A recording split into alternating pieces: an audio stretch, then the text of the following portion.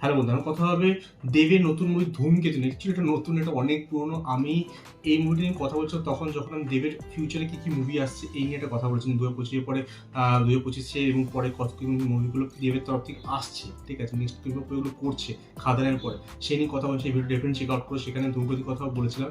তো এই মুভিটা অনেক দিন আগে শুটিং হয়েছিল। দেব শুভশ্রীটা আই থিঙ্ক লাস্ট মুভি ছিল। ওরা একসঙ্গে এখন আর কাজ করে না, আই থিঙ্ক পরেও করবে না। যাই হোক, তো এদের পার্সোনাল লাইফ নিয়ে কথা বললাম, বাট এদের দুজনের যে জুটি, এদের একটা কিন্তু ভালো ফ্যান ফলোয়িং আছে। যে তারা লাস্ট মুভি এবং দেবের এই মুভিটা নিয়ে একটা বাস কিন্তু খুব ক্রিয়েট হয়েছিল, যেটা কন্টিনিউ চলেছে এখনো।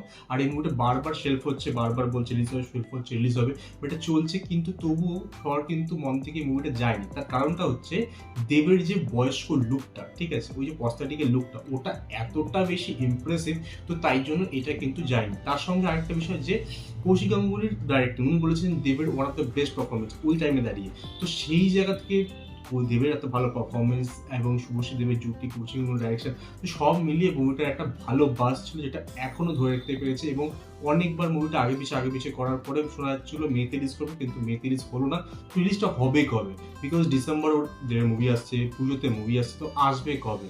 তো ফাইনালি দেবের ভেঞ্চার, যে দেব এন্টারটেনমেন্ট ভেঞ্চার, ওদের নিজেদের অফিসিয়াল যে চ্যানেলটা আছে সেখান থেকে পোস্ট করেছে যে অগস্ট 14, 2025 এটা রিলিজ করছে ফাইনালি। এবং সেখানে একটা ভালো পোস্টার রিলিজ করছে, যেখানে সাইড ফেস দেখানো হয় দেবের, একটা ফায়ার প্লেসের পাশে বসে আছে এবং সেই লুকটা, সেই বয়স্ক লুকটা।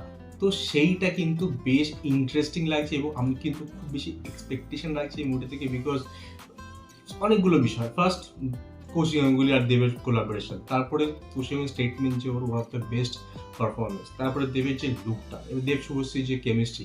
এবার যে প্রথম দিককার ইমেজগুলো পেয়েছিল, আই থিঙ্ক ওর ইয়াং বয়সের ইমেজগুলো যেগুলো পেয়েছিল, সেখানে আই ডোন্ট থিঙ্ক ওটা অতটা লেভেল যায়। বিকজ দেব যতটা ম্যাচিওর করেছে রিসেন্ট ইয়ারে, ঠিক আছে, সেখানে তুমি বাঘাযতীন বলো, সেখানে তুমি খাদান বলো, সেই ম্যাচুরিটিটা আই থিঙ্ক ওই জায়গাতেও নেই, ওর ফেসের মধ্যেও সেটা মনে হয়নি। কি আমি যেটুকু ছবি দেখেছি এই মুভিটা সম্পর্কে, বাট এই যে বয়স গ্রুপটা, আই থিঙ্ক সেখানেও পারফরমেন্সটা কিন্তু অসাধারণ চলছে। তো ডেফিনেটলি 14 অগস্ট আসছে, তোমরা কতটা এক্সাইটেড দেবে এই মুভিটা নিয়ে আমার ডেফিনেটলি জানাতে পারো। আমার সাথে দেখা হবে নেক্সট ভিডিও। বাই।